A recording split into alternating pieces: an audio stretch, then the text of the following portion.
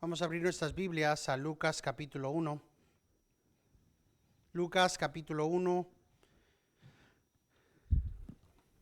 Vamos a meditar y contemplar esta tarde en el silencio terminado, parte 1. Silencio terminado, parte 1. Esto no va a ser un tema demasiado extranjero para nosotros. Hablamos de esto cada vez que tenemos nuestra temporada de Adviento. El meditar en esa realidad de 400 años de silencio, esos 400 años de las últimas palabras de Dios a través del profeta Malaquías y las palabras de Dios que vienen a través de la boca del ángel Gabriel a Zacarías. Hemos meditado en qué es una vida justa y qué tan importante es el ver esta realidad, que cuando Lucas nos dice que en los días de Herodes hubo un sacerdote llamado Zacarías del grupo de Abías, que tenía por mujer una de las hijas de Aarón, que se llamaba Elizabeth, y después procede a decirnos, ambos eran justos delante de Dios. Es un detalle que no podemos o deberíamos de ignorar. Muchas veces es fácil el simplemente pasar o leer y continuar detalles que son importantes. Hablamos en las últimas semanas de cómo es que la justicia, ¿verdad?, la rectitud de Zacarías y de Elizabeth se muestran en no nada más la declaración que está aquí, que ambos llamaban, ambos eran, ambos se conducían intachablemente en todos los mandamientos y preceptos del Señor, sino que esa intachabilidad, esa fidelidad a Dios se demuestra en las cosas pequeñas. Y cómo es que esa realidad es visible en todos los cristianos que siguen fieles ante el Señor. Es una cosa, y estoy seguro que aquí saben el dicho, cada oveja con su pareja, ¿verdad? Y hemos visto en la palabra de Dios cómo es que dice el Señor que no deberíamos de casarnos con un no convierto, con un pagano, con alguien que no es cristiano. Pero lo que vemos aquí en Zacarías es que su dedicación a ser justo va más allá. Si él quiere servir a Dios de tal manera que él considera, yo soy un sacerdote. La palabra de Jehová, la palabra de Dios me dice que dentro de Israel me puedo casar solamente, nada más, con una virgen. No puedo casarme con viuda, no puedo casarme con una que no es. Había un estándar de pureza que tenía que ir, y él dice, no nada más me voy a casar con una virgen, sino que yo voy a casarme con una mujer que también viene del linaje sacerdotal. Una mujer que va a entender la obra y el trabajo y las necesidades, que los cargos que tengo yo como siervo, como sacerdote de Dios. Y es una de las cosas que hemos hablado en las últimas semanas, no es consideración en iglesias modernas, en el cristianismo moderno. El pensar, ¿cuánto sé yo de la palabra de Dios? ¿A qué me ha llamado el Señor? Y el considerar como acción de fidelidad, acción de adoración a Dios, qué tipo de esposa o esposo entenderá esto. De nada sirve, por ejemplo, como hablamos la semana pasada, que un bautista reformado se case con un o una presbiteriana. Hay grandes distinciones y diferencias. La mujer va a decir, vamos a bautizar a los bebés. Y el esposo va a decir, nada más se bautizan a aquellos adultos o jóvenes o niños que confiesan a Jesucristo como Salvador. No hay unión, sino conflicto. Aún entre aquellos podemos decir que el hermano R.C. Sproul, que aquellos otros presbiterianos son nuestros hermanos en Cristo, y decir, pero creemos sinceramente y conforme a la palabra de Dios que ellos erran gravemente conforme a esta doctrina. En manera similar, si un joven sabe, el Señor me ha llamado a ser misionero, no le sirve de nada el ir y buscar a una esposa que no le interesa nunca en la vida salir del pueblo donde nació, por ninguna razón. O que un joven maduro en Cristo se case con una joven inmadura en Cristo. Estas cosas son parte de nuestra devoción al Señor, es parte de lo que caracteriza a Zacarías como un hombre y a Elizabeth como una mujer que eran intachables en todos los mandamientos y preceptos del Señor. Pero también es importante que Lucas tiene claramente, plenamente esta realidad ante nosotros, y eso es porque no tenían hijos. Es lo que dice el versículo 7. No tenían hijos porque Elizabeth era estéril y ambos eran de edad avanzada. Hablamos la semana pasada de cómo es que cualquier pareja cristiana tiene obediencia a Dios como la cosa suprema en su vida. Y obviamente hubiera sido el caso para Zacarías y Elizabeth, y el no poder hacer como dijo Cristo, id y multiplicarse, crear a sus hijos y educarlos en la palabra de Dios, o como Zacarías hubiera entendido el mandamiento de Dios en Éxodo, en Levítico y en Deuteronomio, de ir y enseñarles al despertarse y al caminar y al acostarse estas leyes y preceptos que Dios ha enseñado. Hubiera sido un gran anhelo para ellos y hubiera sido una tribulación, una aflicción de décadas en no haber podido tener bebés. Y lo que la gente hubiera dicho en ese tiempo, ¿cómo hubieran entendido ellos? Ciertamente estás pecando, Zacarías. Si no, tendrías hijos. Dios bendice con hijos. Sin esas palabras, la conducta, el carácter, la rectitud, la intachabilidad de Zacarías y de Elizabeth no es conocida.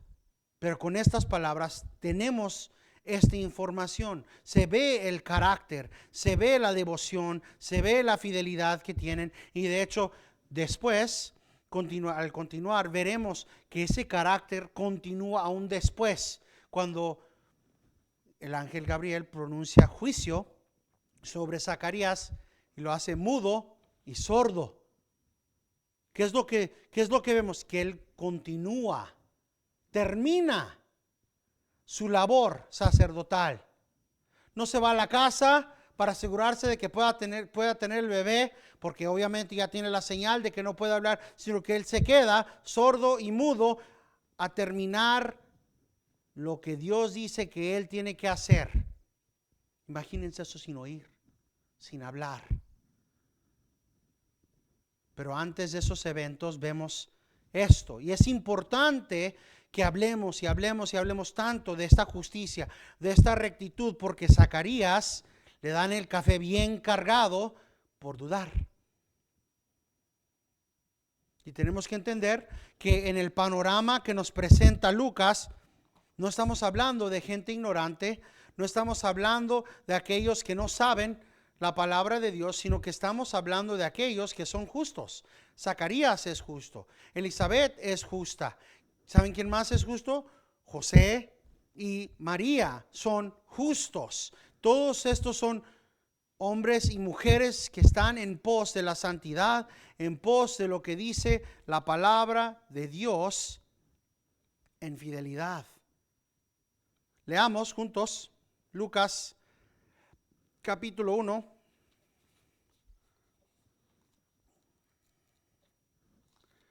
Versículo 8 al 17. Lucas 1, 8 al 17. Y iremos al versículo que el Señor nos permita esta tarde. Lucas 1, versículo 8 al 17, por favor, pónganse de pie para la lectura de la palabra de Dios. Lucas 1, 8 al 17, dice así la palabra inerrante e infalible y autoritaria de Dios. Pero aconteció que mientras Zacarías ejercía su ministerio sacerdotal delante de Dios, según el orden indicado a su grupo, conforme a la costumbre del sacerdocio, fue escogido por sorteo para entrar al templo del Señor y quemar incienso. Y toda la multitud del pueblo estaba fuera orando a la hora de la ofrenda de incienso. Y se le apareció un ángel del Señor de pie a la derecha del altar del incienso. Al verlo, Zacarías se turbó y el temor se apoderó de él. Pero el ángel le dijo: no temas, Zacarías, porque tu petición ha sido oída, y tu mujer Elizabeth te dará a luz un hijo y lo llamarás Juan, y tendrás gozo y alegría, y muchos se regocijarán por su nacimiento, porque él será grande delante del Señor. No beberá ni vino ni licor, y será lleno del Espíritu Santo aún desde el vientre de su madre. Y él hará volver a muchos de los hijos de Israel al Señor su Dios.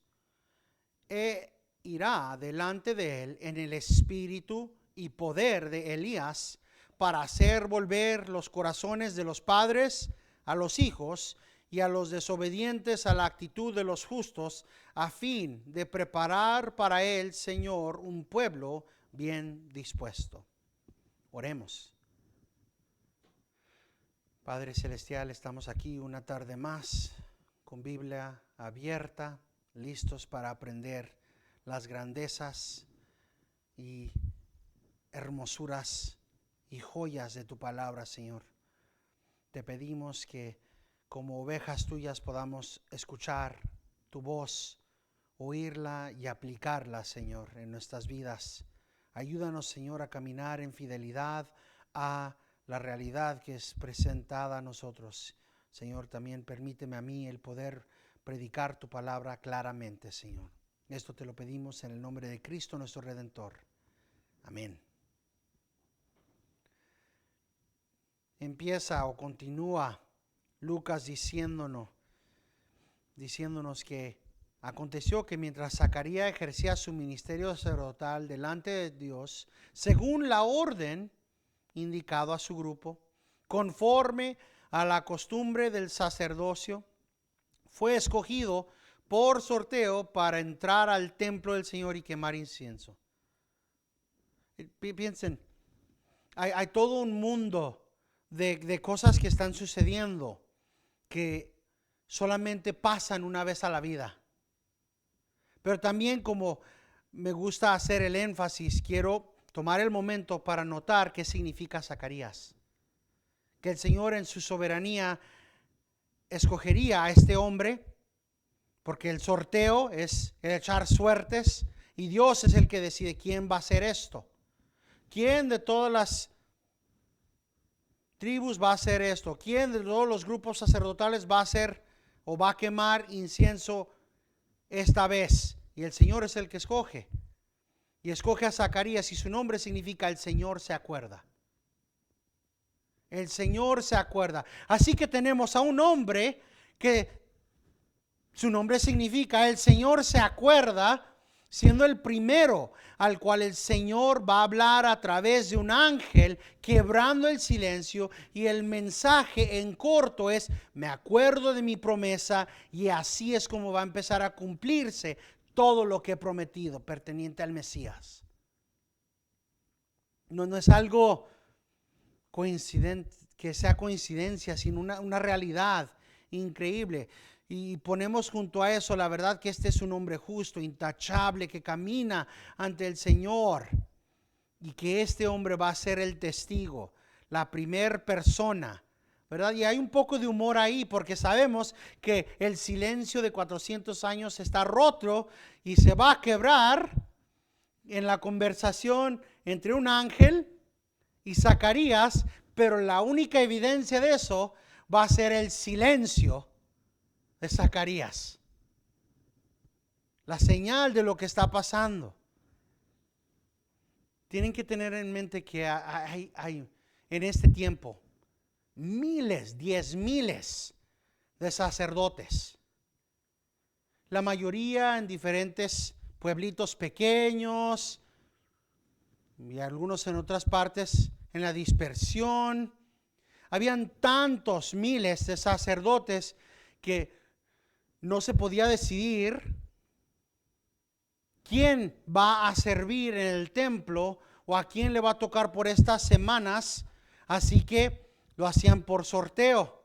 Aquí está el nombre de esta división de Abías, y aquí vamos a ver quién es el que lo va a hacer. Así que eso en sí, el ser escogido en el sorteo para ir y a dar y otorgar culto, servicio a Dios en el templo es algo que solamente sucedería una vez en la vida de cada grupo. ¿Cuántas personas habían? 10 de miles.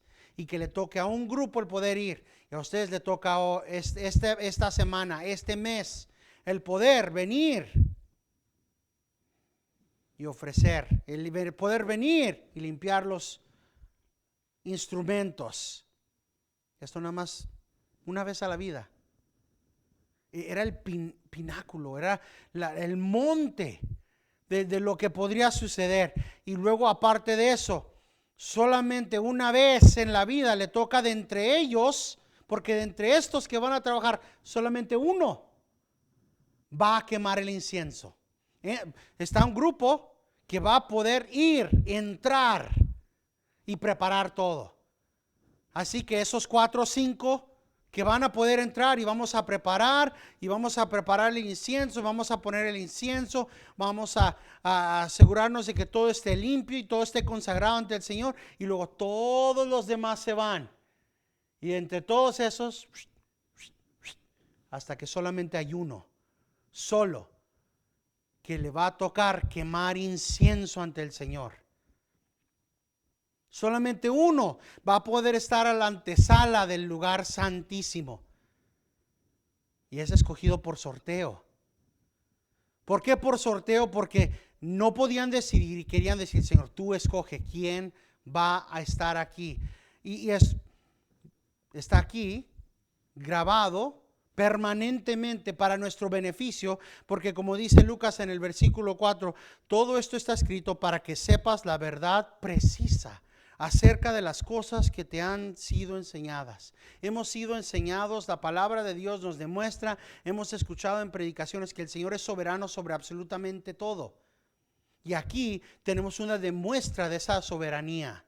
Dios escogió de entre todas las gentes al grupo, a la división de Abías. Y de entre todos de la división de Abías, solamente Zacarías iba a poder entrar y ofrecer ese incienso.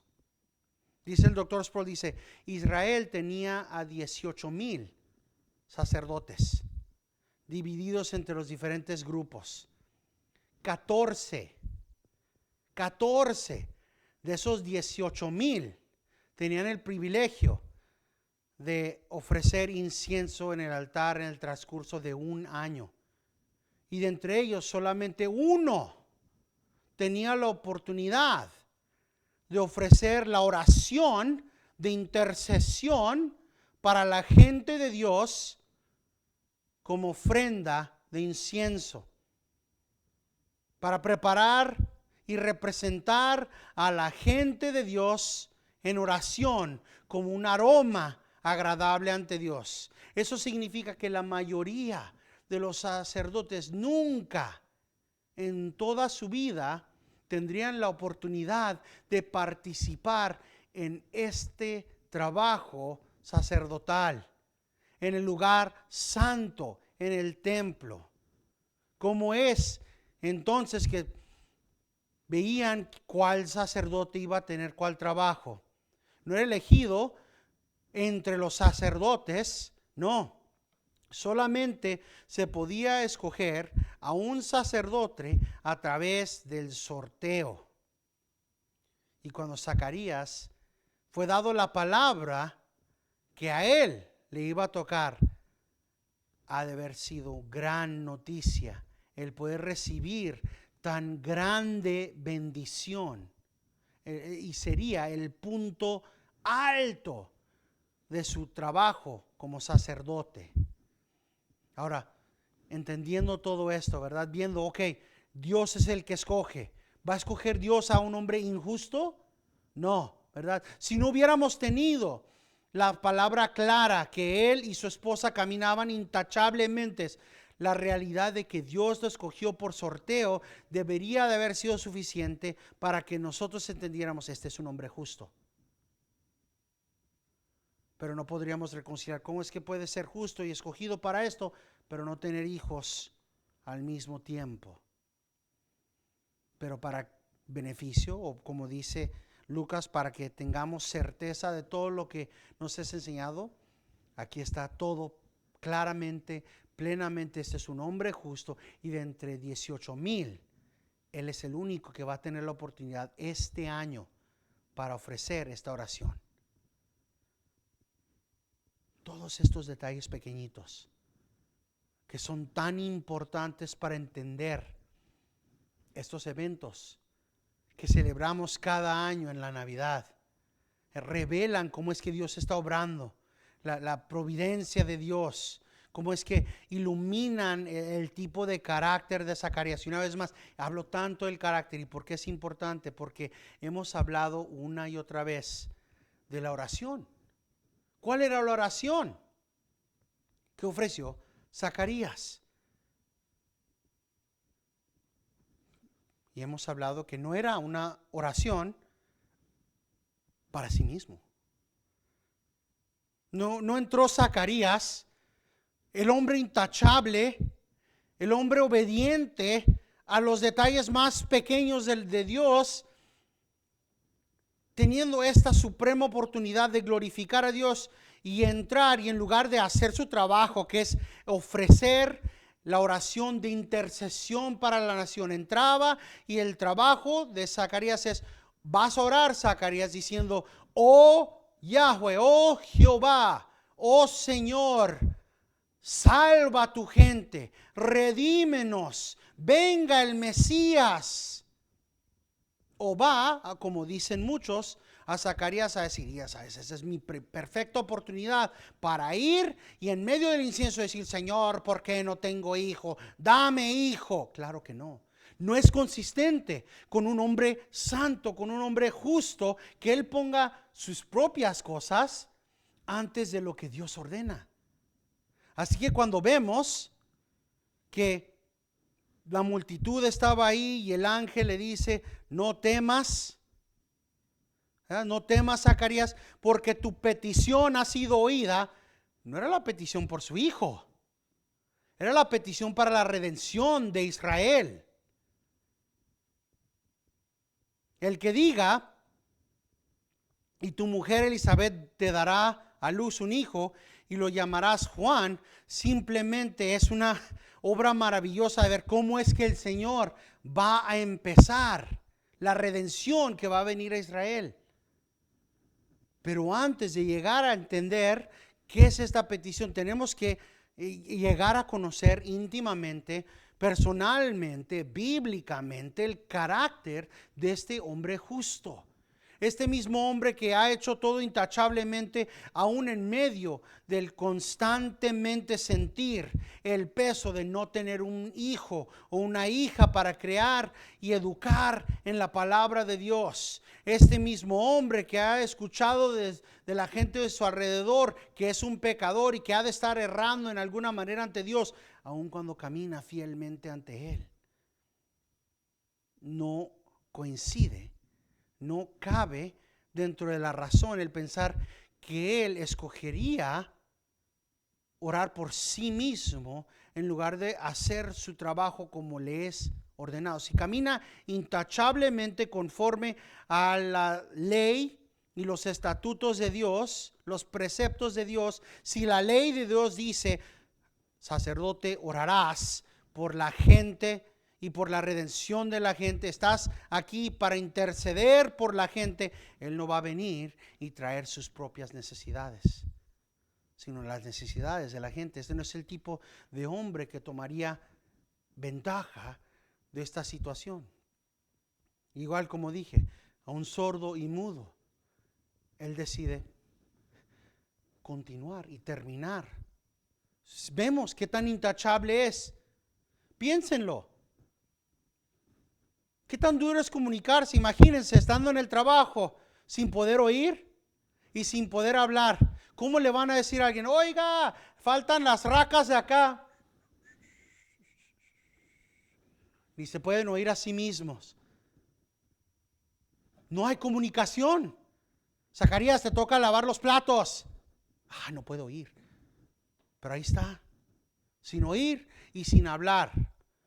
Por 9 o 10 meses, sin oír y sin hablar. Es algo en lo que no pensamos la mayoría de las veces.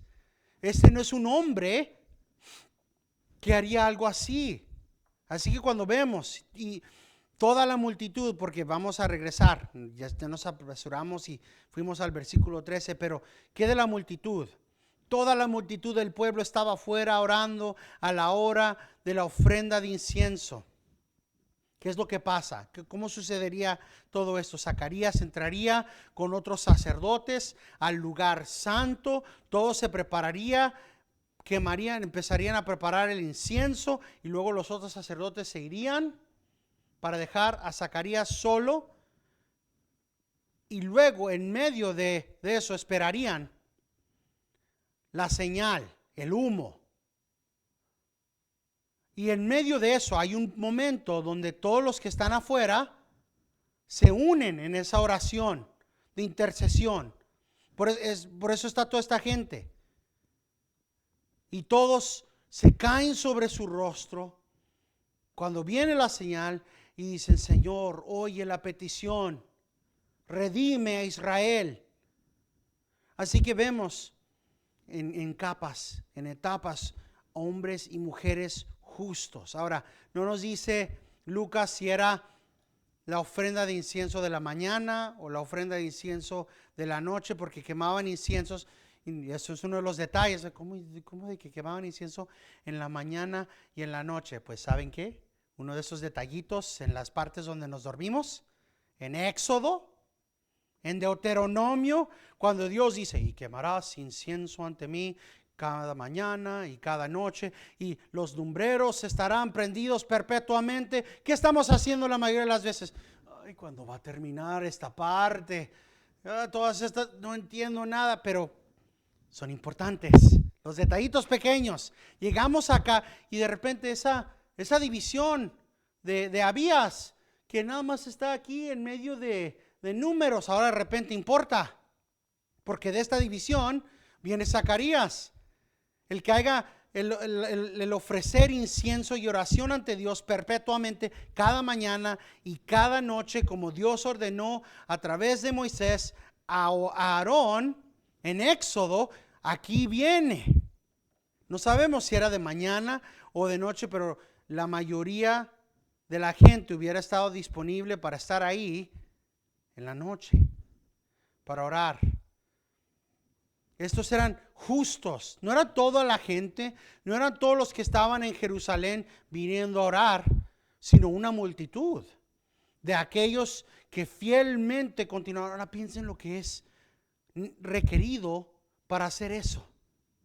El abuelo, el tatarabuelo y el papá les dicen, han dicho, el Señor no ha hablado con nosotros desde Malaquías. Para continuar todavía, inculcando a los hijos y continuando de ir al tiempo de oración, 400 años, y orar día y noche. Señor, redime Israel. Señor, redime Israel. Es algo que solamente los rectos podrían hacer. Esta multitud es una multitud, o tiene dentro de la multitud aquellos que fielmente esperaban. Y es algo que Lucas tiene y graba para nosotros.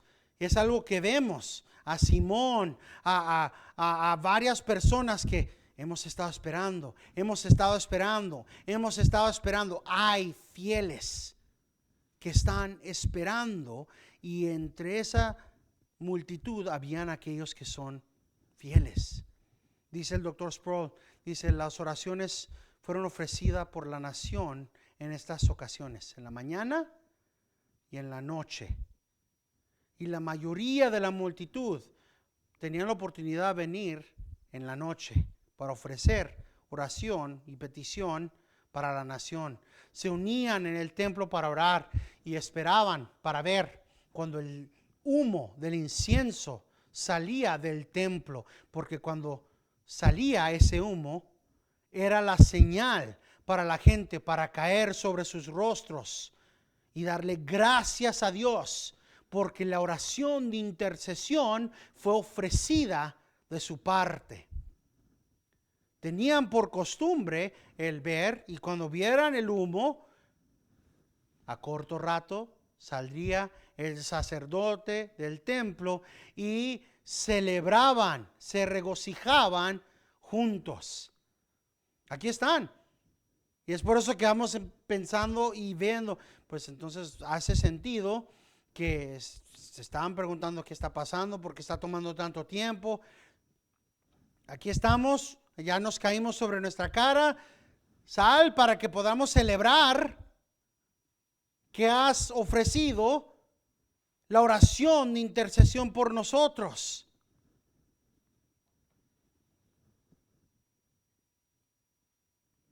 Es por eso, después, como dije, versículo 21 y 22, la gente está ahí, ¿por qué está tardando? ¿Qué está sucediendo? Deberíamos de notar que esta realidad de oración e incienso no es algo nuevo. No es algo nuevo. Vamos por un momento al Salmo 141. Salmo 141.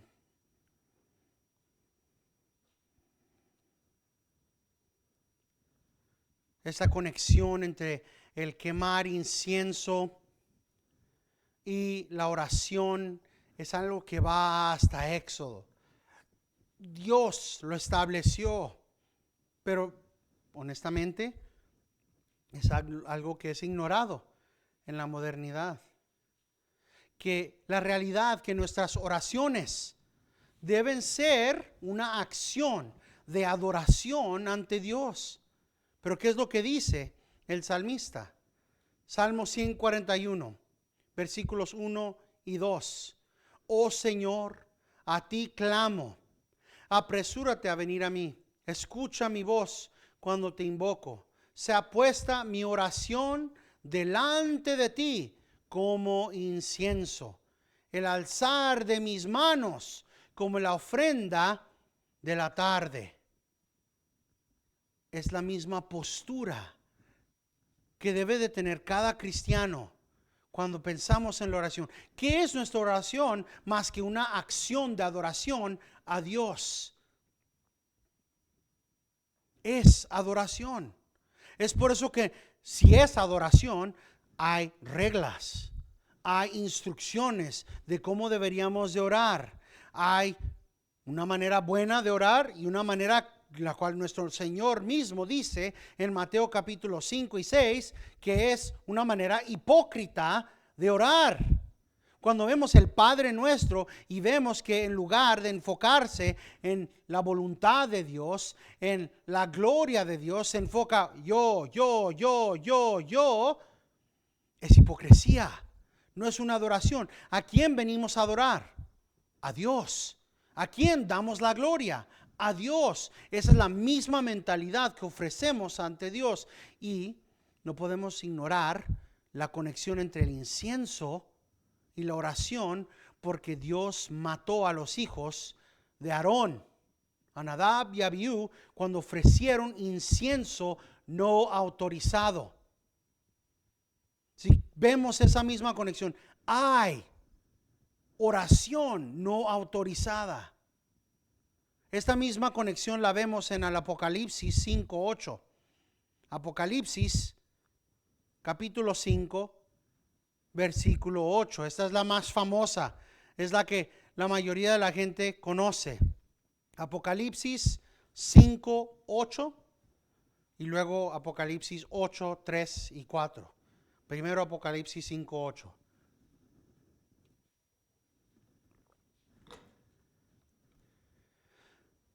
Cuando tomó el libro, los 4 seres vivientes y los 24 ancianos se postraron delante del Cordero. Cada uno tenía un arpa y copas de oro llenas de incienso. ¿Qué? Llenas de incienso, que son las oraciones de los santos. Vemos esa misma imagen. Lo hace más claro, ¿verdad? Dice David, el salmista en el Salmo 141, que mi oración sea como el incienso. Pero en el Apocalipsis, Juan ve en lenguaje apocalíptico que lo que está sostenido por los ancianos en copas de oro.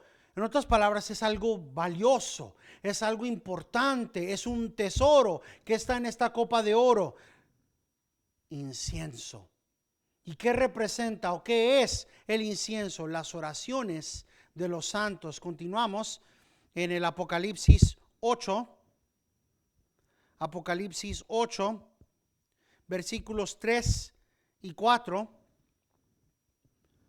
Otro ángel vino y se paró ante el altar con un incienso de oro. Otra vez, incienso y oro. Y se le dio mucho incienso para que lo añadiera a las oraciones de todos los santos sobre el altar de oro que estaba delante del trono. Es la misma imagen. Tenemos que tener en mente que la manera en la que estructuraron el templo, el lugar santo, es lo que vemos demostrado como adoración en el cielo. Aún en este lenguaje apocalíptico, este ángel viene y tiene un incensario de oro. ¿Y qué es lo que hace? Agrega, le es dado más incienso para agregar a las oraciones de todos los santos. Esta es una realidad. Las oraciones de los santos, las oraciones de los que son fieles al Señor, siempre han sido descritos como un aroma, como un incienso agradable ante el Señor. Algo que debería de ser, si entendemos el lenguaje de cuándo se debe de ofrecer incienso ante el Señor, ¿verdad? Es algo que debería de ser ofrecido cada mañana, cada noche, por todas las generaciones. Conocemos las consecuencias de no ofrecer un incienso autorizado. Ya hablamos de eso, de Nadab y Abiú, en Levítico capítulo 10, versículos 1 al 3. El versículo 3 es lo que es importante para nosotros al meditar en la importancia de orar en una manera que glorifique a Dios. Levítico 10, versículo 1 a 3. Nadab y Abiú, hijos de Aarón, tomaron sus respectivos incensarios y después de poner en ellos fuego y echar incienso sobre él, ofrecieron delante del Señor fuego extraño que él no les había ordenado. Y de la presencia del Señor salió fuego que los consumió y murieron delante del Señor. Una vez más, el versículo 3 es el enfoque. Entonces Moisés dijo a Aarón: esto es lo que el Señor habló diciendo: como santo seré tratado por los que se acercan a mí. ¿Eres hijo de Dios? ¿Eres hija de Dios? Como santo debes tratar a Dios. Pero no es nada más lo interno, sino ante el mundo, ante lo que nos van a ver orar en McDonald's o donde sea que estemos comiendo. Y en presencia de todo el pueblo seré honrado. Y Aarón guardó silencio. Nuestras oraciones tienen que ser ofrecidas como un sacrificio santo, algo que, como aquellos que están cerca de Dios, hacemos para santificar al Señor, que sea un aroma agradable ante Dios, fielmente ofrecido como adoración, algo que Él, obviamente, como vemos, toma muy serio, pero no es tomado serio en el tiempo moderno. En una encuesta, y hemos hablado de esta encuesta, la encuesta de Ligonier, que se hace cada 2 años, el porcentaje de aquellos que profesan ser cristianos, que oran más de 2 veces a la semana, sigue creciendo y creciendo y creciendo. Pero ¿qué es lo que nos demuestra la palabra de Dios? Que los fieles, los maduros, los santos en las Escrituras siempre han tenido una vida robusta, una vida fuerte, obediente y ferviente en la oración. La disciplina de orar. Estábamos hablando con mi hija Aria exactamente de eso, porque estábamos hablando de Daniel. Estamos leyéndolo en la Biblia para niños que tenemos, de cómo es que se edificó todo un ídolo, porque los enemigos de Daniel querían echarlo afuera y no podían encontrar nada malo con el carácter, con la conducta de este hombre justo. Pero sabían que este hombre ora solamente a su Dios. Y hablamos exactamente de eso, que había establecido la conducta Daniel. ¿Es día malo? Oraré mañana y noche y tarde, porque lo oraba 3 veces ante Dios. Es lo que nos dice. ¿Es día bueno? Oraré mañana, tarde y noche. ¿Está lloviendo? Oraré mañana, tarde y noche. ¿Está mi vida en peligro porque acaba el rey de decir que no podemos orar más que a esta imagen? Oraré mañana, tarde y noche. Y por eso lo mandaron ante los leones.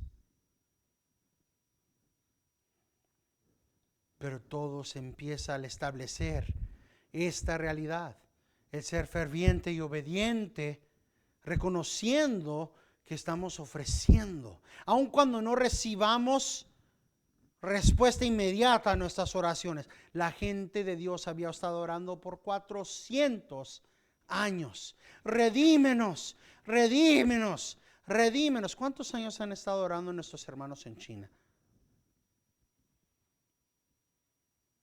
¿Cuánto nuestros hermanos en Pakistán? ¿Cuánto nuestros hermanos en Irak, en Irán, en naciones donde los están matando? Nuestro hermano Joel, que se comunica con nosotros, a veces solamente puede comunicarse con nosotros a través de una red social privada que tiene encripción para que no se puedan ver sus mensajes. Porque el gobierno en Pakistán está viendo cuáles mensajes él puede mandar a través de Facebook o cualquier otra red social. Y usan esos mensajes para mandarlos a la cárcel. Ya ha ido a la cárcel una vez nuestro hermano Daniel Carney. Lo han golpeado los hindús y lo han dejado por muerto en la calle. Y se despierta y continúa predicando la palabra del Señor. Hay una dedicación que es demostrable en el carácter de aquellos que son justos. Y una vez más regresamos. ¿Es o no es Zacarías justo? Sí, abundantemente, evidentemente lo es. Así que cuando vemos que se le aparece, como dice en el versículo 11, un ángel del Señor de pie del altar del incienso y le va a proclamar: tu petición ha sido oída, sabemos exactamente cuál petición fue hecha. La petición justa, redime a tu gente, oh Jehová. Y lo asombroso, y esto es a lo que meditaremos la próxima semana, es que aún en medio de esa gran revelación, he oído Zacarías, cuyo nombre significa Dios se acuerda. Me acuerdo de mis promesas. Y de hecho las cumpliré de una manera asombrosa. Y tu hijo será parte de eso. Pero eso es para la próxima semana. Terminamos con las palabras de Pablo en Efesios 3, 20 al 21. Y aquel que es poderoso para hacer todo mucho más abundantemente de lo que pedimos o entendemos, según el poder que obra en nosotros, a Él sea la gloria en la iglesia y en Cristo Jesús, por todas las generaciones, por los siglos de los siglos. Y toda la gente de Dios dice, amén.